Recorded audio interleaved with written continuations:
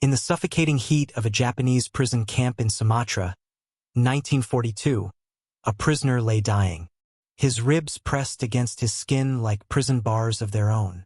Malaria ravaged his body. Dysentery had reduced him to a shadow. Guards walked past without a glance. Fellow prisoners had nothing to give. But then, through the haze of fever, he felt something warm against his leg. A pointed liver and white face appeared, eyes filled with an intelligence that transcended species. The dog pressed closer, sharing what little body heat she had. And in that moment of connection, the will to survive flickered back to life. Her name was Judy, and she would become the only dog in history to be officially registered as a prisoner of war. This is not a story of human heroism, though there is plenty of that. This is the story of a purebred English pointer who should have spent her days in the comfort of an aristocratic estate, pointing at pheasants in the English countryside. Instead, she would survive shipwrecks, Japanese bombing raids, tropical diseases, starvation, and years of brutal captivity. She would save lives in ways both dramatic and subtle. She would become a symbol of hope when hope was the rarest commodity in the hell of the Pacific War. And through it all, she would demonstrate a loyalty so profound that it would change the very definition of what it means to be a prisoner of war. But to understand Judy's extraordinary war, we must first understand how a dog born in the quiet kennels of Shanghai ended up in the middle of the most brutal conflict the world had ever seen. It was February 1936 when Judy first opened her eyes in the Shanghai dog kennels. She was a purebred English pointer, bred for the sport of the British expatriate community in China. Her coat was a striking pattern of liver and white, her build elegant and athletic. Pointers were bred for one purpose: to hunt birds, to freeze in that characteristic pointing stance when they caught the scent of game. Judy had all the physical attributes of a champion. But she also had something else, something the breeders couldn't have anticipated: an almost supernatural ability to sense danger. Within months of her birth, Judy was purchased by the British Royal Navy and assigned to HMS Nat, a river gunboat patrolling the Yangtze River. The Yangtze was the lifeline of China, and in the turbulent 1930s, it was a dangerous place. Warlords fought for control. Bandits attacked shipping. The expanding Japanese military grew more aggressive by the day. Into this chaos sailed the small gunboats of the Royal Navy, maintaining British interests and protecting British nationals in a country sliding toward war. Life aboard HMS Nat was unlike anything in Judy's breeding. The gunboat was cramped, noisy, and constantly moving. But Judy adapted with remarkable ease. She learned the rhythms of naval life: the watches, the drills, the peculiar hierarchy of a warship. She learned which sailors would sneak her scraps from the galley and which officers would tolerate her presence on the bridge. She learned to keep her footing on a rolling deck and to sleep through the sound of engines and radio chatter. But most importantly, she learned to read the river. The sailors began to notice something odd. Before pirate attacks, Judy would become agitated, pacing the deck and whining. Before storms, she would retreat below decks hours before the first clouds appeared. She seemed to possess a sixth sense for danger that exceeded even the most experienced river pilots. The crew, initially skeptical, began to trust her instincts. When Judy grew nervous, they went to battle stations. When Judy relaxed, they relaxed. She became more than a mascot. She became part of the ship's early warning system. In 1937, as the Second Sino-Japanese War erupted in full fury, Judy was transferred to HMS Grasshopper, a larger gunboat with a more dangerous mission. The Grasshopper was assigned to patrol the southern approaches to Shanghai, directly in the path of Japanese naval expansion. Her commanding officer was a man who understood the value of morale in dangerous times, and he welcomed Judy aboard with full honors. She was given her own service number and officially listed on the ship's roster. For the next 4 years, Judy served aboard HMS Grasshopper as the situation in Asia deteriorated. She was present during the fall of Shanghai when Japanese forces conquered the city and British influence crumbled. She was there when Hong Kong came under threat, when Singapore became the fortress that would supposedly hold back the Japanese tide. Through it all, she remained a constant presence on deck, a symbol of normalcy in an increasingly abnormal world. The crew adored her. In an environment defined by rigid discipline and constant danger, Judy represented something softer, something human in the best sense of the word. Off-duty sailors would play with her on deck. Officers would allow her to sleep in their cabins during particularly rough weather. She attended ship's concerts and parties, sitting attentively as if she understood every word. Photographs from this period show a healthy, alert dog with bright eyes and a sleek coat, surrounded by smiling sailors in tropical whites. But this peaceful routine was about to be shattered in the most violent way imaginable. December 7, 1941, the date that lives in infamy. Japanese forces attacked Pearl Harbor, bringing the United States into the war. Simultaneously, Japan launched a massive offensive throughout Southeast Asia. Hong Kong fell, the Philippines were invaded, and in the early hours of December 8th, Japanese bombers appeared over Singapore. HMS Grasshopper was in Singapore Harbor when the war began. Within hours, she was ordered north to help defend Malaya against the Japanese invasion. It was a hopeless mission. The Japanese military was a juggernaut, supported by overwhelming air superiority and years of combat experience in China. British forces in Malaya were undertrained, under-equipped, and psychologically unprepared for the speed and ferocity of the Japanese assault. Judy experienced her first real combat during the retreat down the Malayan Peninsula. Japanese aircraft attacked constantly, their bombs sending up geysers of water around the fleeing gunboat. Judy would crouch on deck during these attacks, not hiding below but staying close to the sailors manning the anti-aircraft guns. She seemed to understand that her place was with her crew, sharing their danger. By late January 1942, the situation was desperate. The British forces had been pushed all the way back to Singapore Island. The supposedly impregnable fortress of Singapore was about to fall.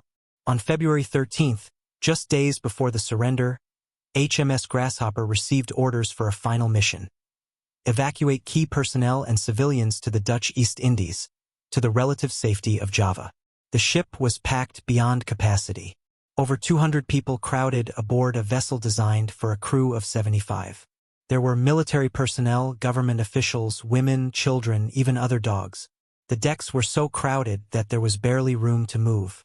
Judy found herself pressed among a mass of frightened humanity as the Grasshopper slipped out of Singapore Harbor under cover of darkness. For a day, it seemed they might make it. The overloaded gunboat pushed south through the island-studded waters of the Riau archipelago. They dodged Japanese patrols and navigated through channels too shallow for larger warships.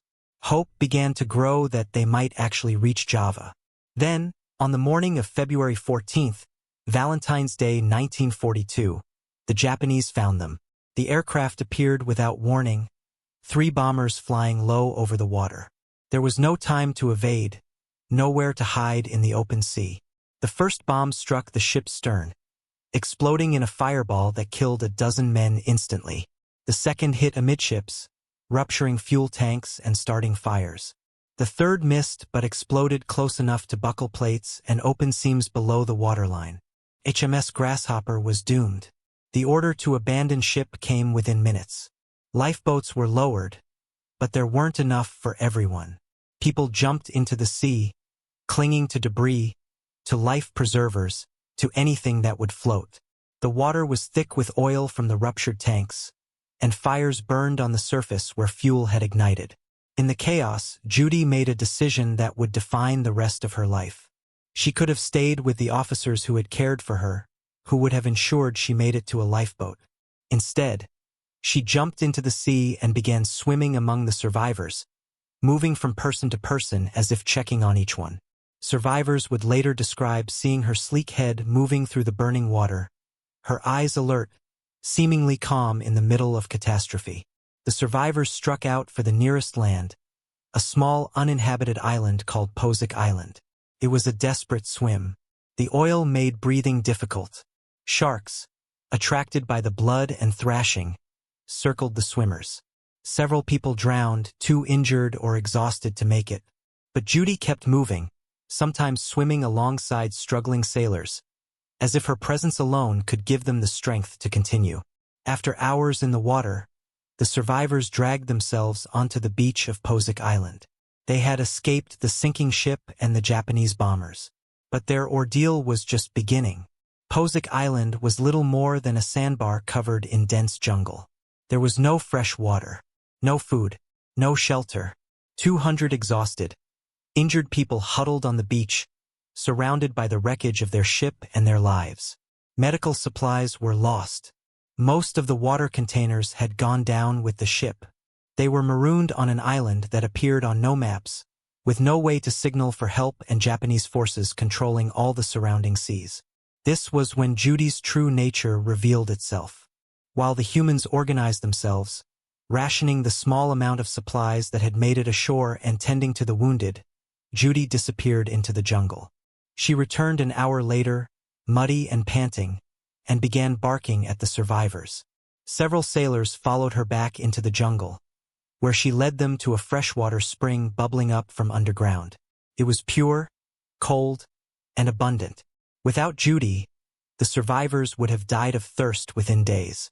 The discovery of water transformed their situation from hopeless to merely desperate. But Judy wasn't done. Over the following days, as the survivors tried to figure out how to escape the island, Judy continued to disappear into the jungle. She would return with small game in her mouth. Lizards, a snake, once even a small wild pig. For a pointer bred to freeze at the scent of game, not to retrieve it, this behavior was extraordinary. She was adapting her instincts to the situation, using her hunting abilities not for sport but for survival. The survivors spent 5 days on Posick Island before managing to construct rafts from wreckage and debris. Their plan was to reach the larger island of Sumatra, where they hoped to find help or at least better resources. It was a dangerous gamble. Japanese forces controlled these waters. But staying on Posick Island meant slow death from starvation and exposure. The raft journey was a nightmare. They traveled only at night, hiding among small islands during the day to avoid Japanese patrols. Food was almost non-existent.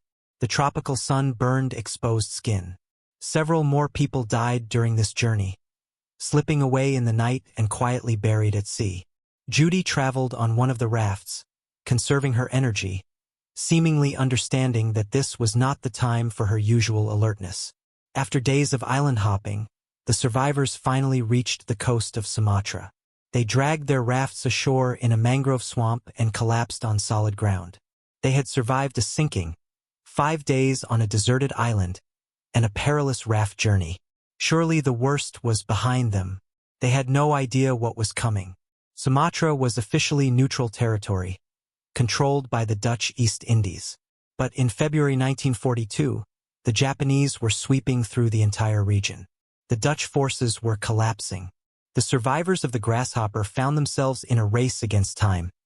Could they cross Sumatra and reach the western coast before the Japanese invasion caught up with them? They began a desperate trek through the Sumatran jungle. These were not soldiers trained for jungle warfare. They were sailors, civilians, women, children, all trying to cross one of the most hostile environments on Earth. The jungle was dense, humid, filled with venomous snakes, insects, and diseases. They had no maps, inadequate supplies, and Japanese forces closing in from multiple directions. Once again, Judy became essential to their survival. Her senses, far more acute than human ones, helped them avoid danger. She would alert them to snakes before anyone saw them, saving several people from potentially fatal bites. She would grow agitated when Japanese patrols were near, giving the group time to hide. And her ability to find water, so crucial on Posick Island, remained invaluable in the jungle. But the jungle was taking its toll. People were falling ill with malaria, dengue fever, dysentery. Infected wounds became gangrenous in the humid heat. The group began to break up, with the stronger members pushing ahead while others fell behind. It was survival of the fittest in its rawest form. After 2 weeks of jungle trekking, the group reached a village on the western coast of Sumatra. They had made it across the island. But the news was devastating. The Japanese had already landed. There would be no escape to India or Ceylon. They were trapped. Within days, Japanese forces swept through the area. The survivors of HMS Grasshopper, who had endured so much to stay free, were rounded up at gunpoint and marched to a prison camp. Thus began the longest and darkest chapter of Judy's war. The Japanese prisoner of war camps in the Dutch East Indies were among the most brutal of World War II. The Japanese military viewed surrender as the ultimate dishonor, and they treated prisoners with contempt and often savage cruelty.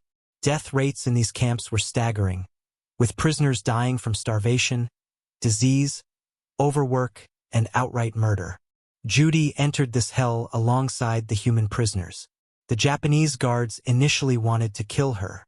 Dogs were eaten in times of food shortage, and a well-fed pointer would have provided several meals. But the prisoners pleaded for her life, arguing that she could help with guard duties or hunting. Grudgingly, the guards allowed her to live. But there was a condition. Judy was not officially recognized as a prisoner. She had no rations. She had no protection under the already ignored Geneva Convention. If she caused any problems, she would be killed immediately.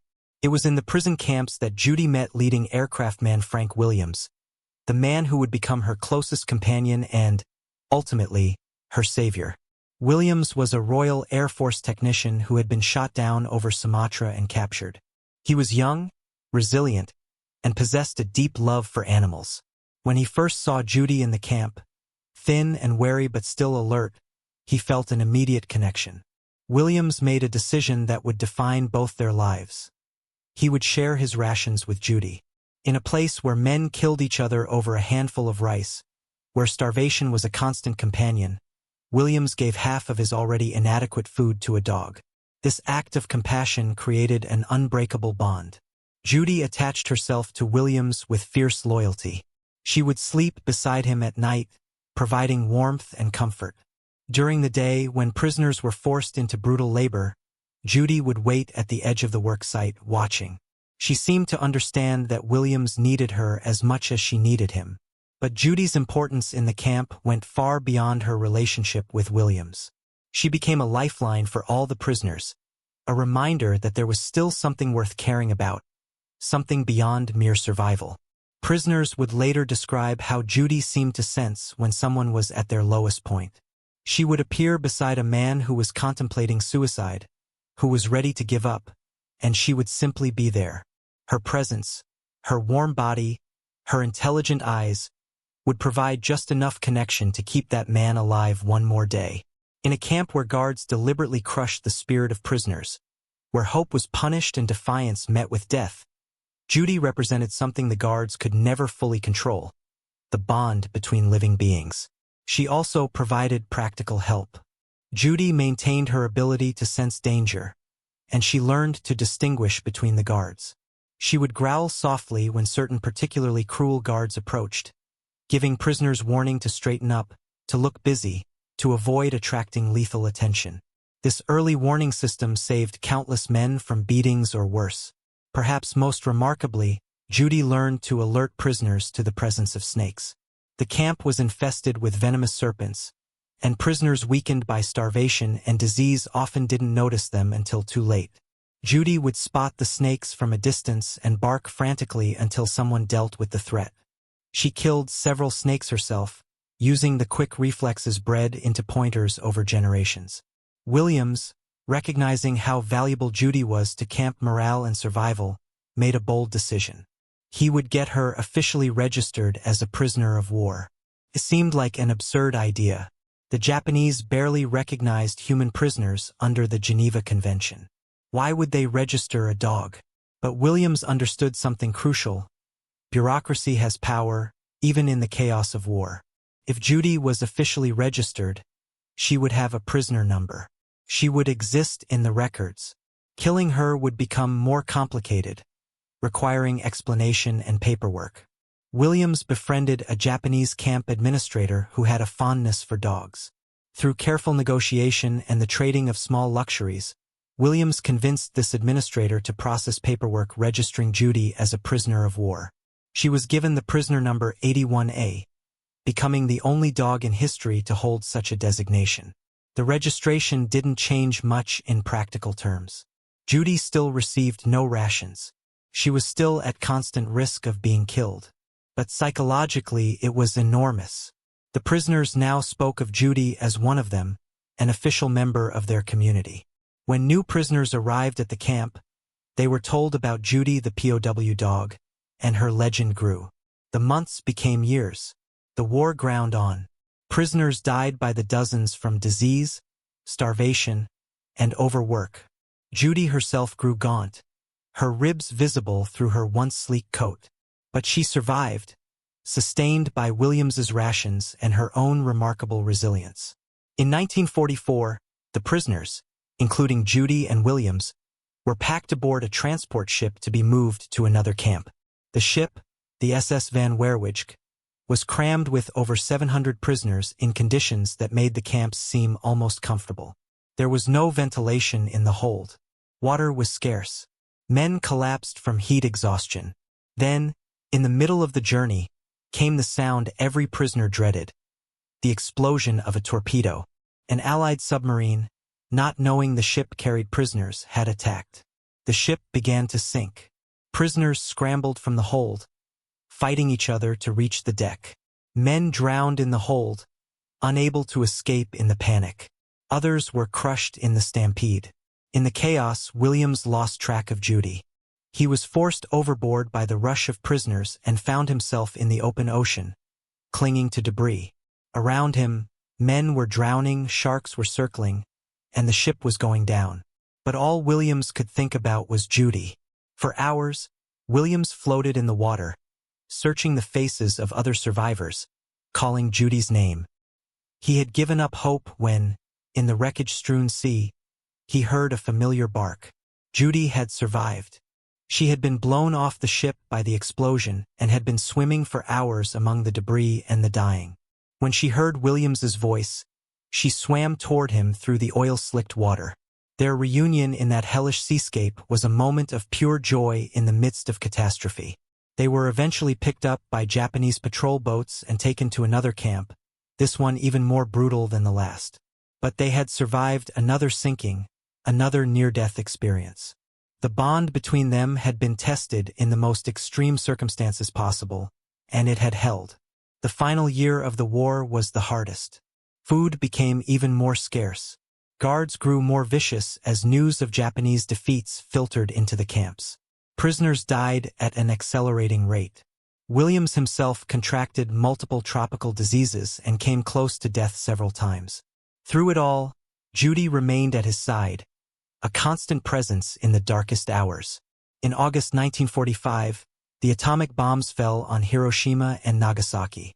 Japan surrendered. The war was over. The liberation of the camps was chaotic.